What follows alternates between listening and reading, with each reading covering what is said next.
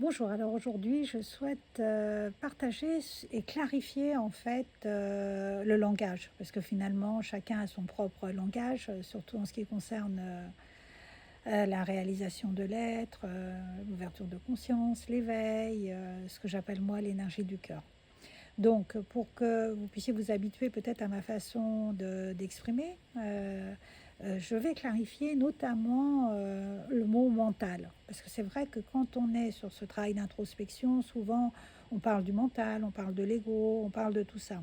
Ce qui ne veut pas dire que c'est pas clair, mais bon, en ce qui me concerne, ça sera beaucoup plus clair si je partage avec vous euh, ce que j'appelle le mental. Déjà, à l'époque, il y a des années de cela, quand j'avais découvert le livre de Lise Bourbeau sur les 5 blessures de l'être, j'avais beaucoup apprécié. Elle conseillait d'utiliser un surnom pour le mental.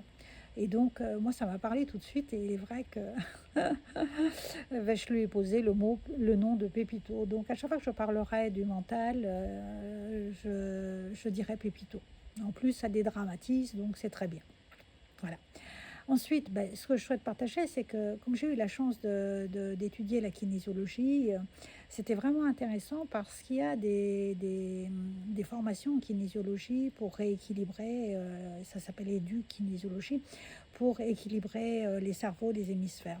Et il est clair que en tant que conscience qui vient ici s'incarner dans un corps physique, on ne peut pas empêcher le fait que le corps physique, il existe, que dans ce corps physique, il y a des organes, il y a un cœur, il y a un foie, il y a un système digestif, et surtout, il y a des cerveaux là, dans notre boîte crânienne. Il y a le cerveau reptilien, il y a le cerveau limbique, il y a le cerveau néocortex, il y a l'hémisphère gauche, l'hémisphère droit. Bien, tout ça, ce sont des connexions neuronales. Et puis au centre, il y a ce qu'on appelle le corps calleux. Et en édukinésiologie, ça avait été pour moi une formation très puissante parce que j'étais complètement déconnectée, c'est le cas de le dire. Ça m'a permis de voir que chaque hémisphère gérait les différents aspects dans le corps et que si tout n'était pas bien connecté au corps calleux, eh bien, il y a une disharmonie de la personne. C'est-à-dire que si on est trop sur l'hémisphère gauche, on est trop dans le passé, dans la mémoire, dans l'analytique, et si on est trop sur l'hémisphère droit, on est dans la lune en permanence. Donc en fait, quand tout est bien connecté, c'est ce qu'on appellerait dans le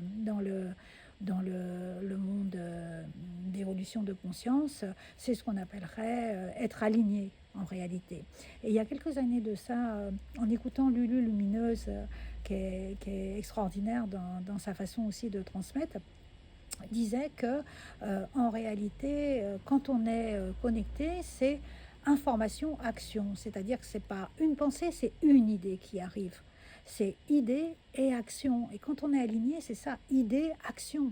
Donc j'ai l'idée de repeindre les murs de ma maison. L'action, c'est, et là, le cerveau est très utile, va me permettre de me lever, de prendre ma voiture, d'aller dans un endroit où je peux aller acheter de la peinture, d'aller choisir ma couleur de peinture. Et tout ça, c'est grâce au cerveau qui est toujours là, mais qui est bien connecté. Voilà. Et donc, le mental, pour moi, il est surtout associé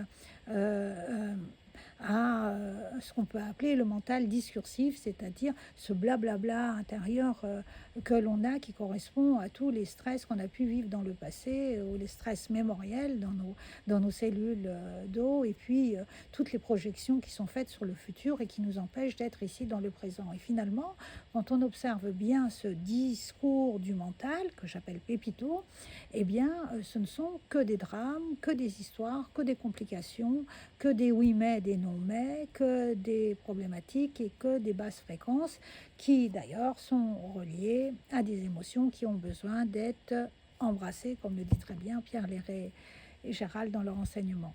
Donc, et d'autres, bien entendu. Mais simplement pour dire que pour clarifier le mot mental, je n'utiliserai pas le mot mental parce que pour moi, la boîte crânienne avec le cerveau et tout ça, ça existe et ça existera toujours. Sauf que plus on est libéré des stress émotionnels, moins il y aura un pépito discursif, un mental discursif, et plus notre cerveau fonctionnera bien, sera aligné sur le corps calleux et nous permettra de recevoir l'idée de passer à l'action sans s'arrêter sur le oui mais ou le non mais du pépito discursif.